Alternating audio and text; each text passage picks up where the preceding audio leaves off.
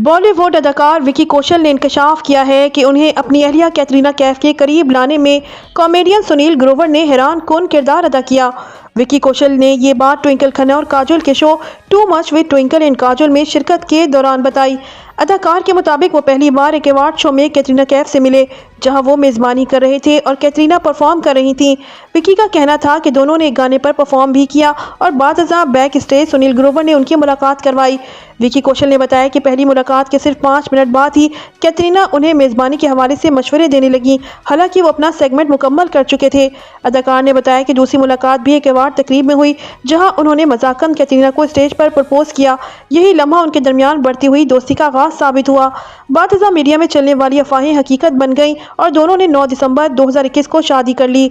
विकी और कैटरीना के यहाँ हाल ही में पहले बच्चे की पैदाइश भी हुई है।